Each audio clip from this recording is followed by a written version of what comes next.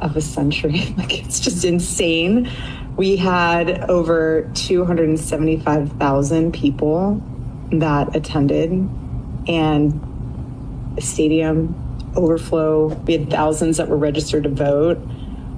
I think we're at like over 200,000 for merch sales. Don't quote me on that because I think it. This story has gone from tragedy to chaos. Joe Rogan and Candace Owens, two of the biggest names in media, have both stepped into one of the most talked about stories of the year, the shocking death of Turning Point USA founder Charlie Kirk. Their comments have reignited online debate, fueled massive speculation, and left millions wondering what really happened. And why is Charlie Kirk's widow suddenly in the middle of it all? From unverified insider claims to questions about the official timeline, Rogan and Owens' discussions have split audiences in half, with one side saying they're speaking truth and the other warning that this is how conspiracies start. Tonight, we're unpacking everything. The quotes, the context, the theories, and the facts, so you can decide for yourself what's really going on. This is the story of how two media giants took one tragedy and turned it into the internet's latest obsession. Before we dive into the speculation, let's rewind.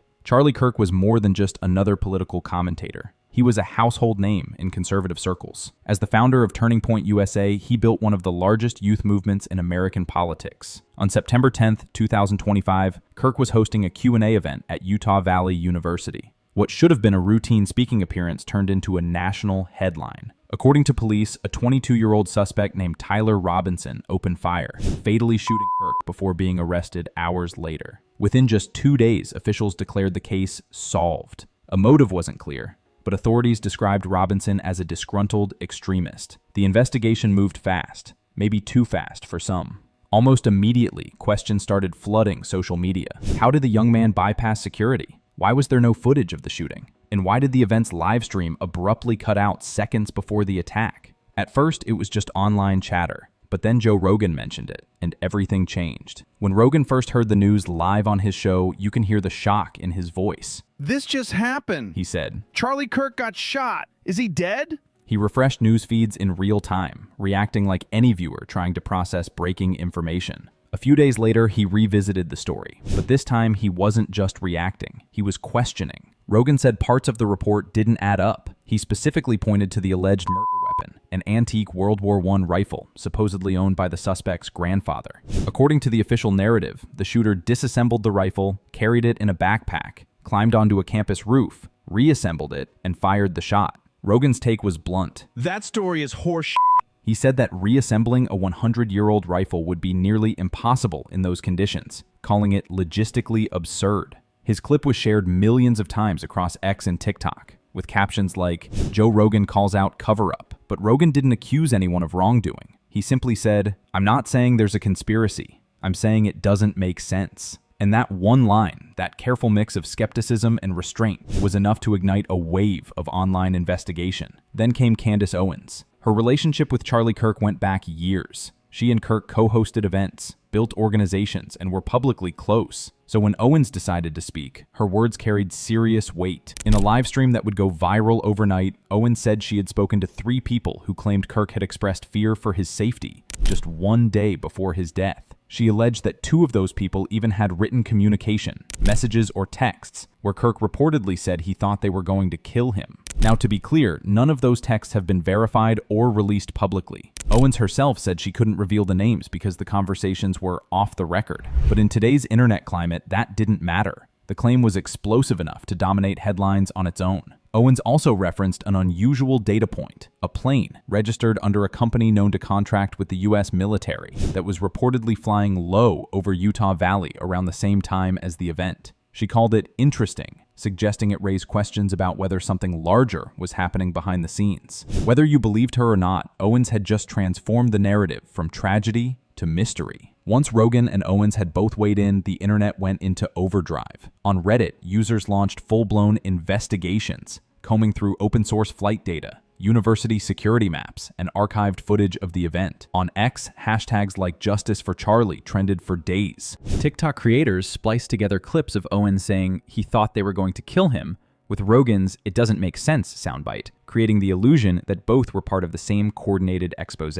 In reality, they were just voicing separate concerns, but online, context evaporates fast. Within a week, viewers were drawing their own conclusions about everything from Turning Point USA's finances, to the widow's behavior, to the identity of the supposed they Kirk allegedly mentioned. It was a textbook case of digital wildfire, speculation, amplified by algorithms, framed as investigation. At the center of all this is one person who never asked for attention, Erika Kirk, Charlie's widow. For the first few days, she stayed mostly silent, posting only a short message thanking supporters and asking for privacy. Then, she gave a eulogy at a public memorial, calm, composed, and seemingly at peace. Clips from that speech spread online, where critics claimed she seemed too calm. Supporters defended her, saying grief can look different for everyone. But once she announced she'd be taking an active leadership role at Turning Point USA, speculation spiked again. Commentators began saying it looked like a power shift, suggesting that Charlie's passing had left a sudden vacuum in one of the most influential conservative organizations in the country. Owens' video directly or indirectly fueled that perception, connecting her concerns about internal pressure with Erika's quick assumption of authority. In some corners of the internet, that became the new narrative. Was Charlie trying to expose something inside TPUSA?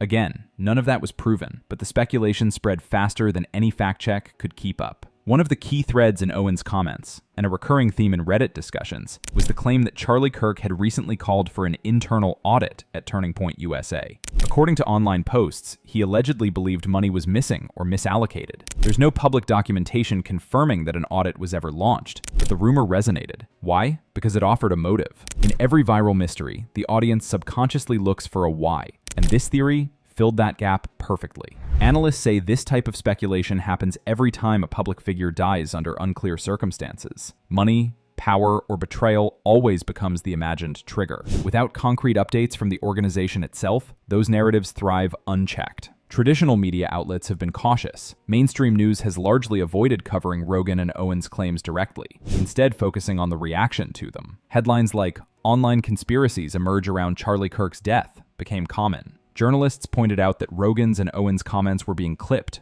remixed, and reshared out of context to fit dozens of different theories, some relatively harmless, others extreme. At the same time, audiences began accusing legacy media of staying silent, which only fueled suspicion further. When there's a void of official updates, the internet fills it with imagination. Another rumor circulating online centers on a so-called decoy suspect, a man allegedly seen shouting, "I did it," moments after the shooting. Clips of someone being detained nearby circulated briefly before being taken down. Online commentators claimed that this person matched descriptions of a man seen at other tragic events. Investigators haven't confirmed or denied the identity of that man, and no connection between incidents has been established. But again, this claim fits into a broader pattern. The internet loves finding repeating characters in real-world events, even if it's just coincidence. Experts call this narrative pareidolia, our brain's tendency to connect unrelated details into one cohesive story. In mystery-driven online culture, it's a powerful force. When Rogan mentioned Owens' video on his podcast, the story hit a new level. He said, "Candace is digging into this, and she might find something." Owens reposted the clip with one word: exactly. To millions of followers, that looked like confirmation that both were working together to uncover the truth, but they weren't, at least not publicly. Still, that one exchange was enough to make fans believe a major expose was coming. Commentators began promising bombshell proof soon. No such proof appeared, but by then, it didn't matter. The perception of an alliance between Rogan and Owens gave the entire story legitimacy in the eyes of many viewers. Once a topic like this starts trending, platforms keep it alive automatically. YouTube, TikTok, and X all reward engagement, not accuracy. If a clip gets strong emotional reactions, the system boosts it further, no matter the source. That's why, even months later, new videos about the case still pull in hundreds of thousands of views. Some creators are doing deep dives, others just summarizing what's already known, but collectively, they're feeding the same machine. That cycle is why online mysteries rarely die. They evolve. Once Rogan and Owens' voices entered the conversation, the topic became self-sustaining. Why do people believe in alternative explanations even without hard evidence? Psychologists say it comes down to uncertainty. When the official story feels incomplete, people fill in the blanks themselves. Rogan's honesty, saying, "It doesn't make sense," resonates because audiences often share that instinct. Owens' emotional investment, speaking as someone who knew Kirk personally, adds another layer of authenticity. Combine those elements, and you get what experts call collective pattern recognition. Viewers feel they're part of uncovering something hidden, And once that feeling takes hold, even official corrections struggle to compete. So what do you think? Are Rogan and Owens right to keep pushing for answers? Or is this a case of speculation spinning out of control? Let me know your thoughts down below. Anyway, this concludes today's video. Be sure to subscribe to LoafTube for future celebrity videos and turn on that post notification bell so you don't miss out on any future uploads. Until then, see you in the next one.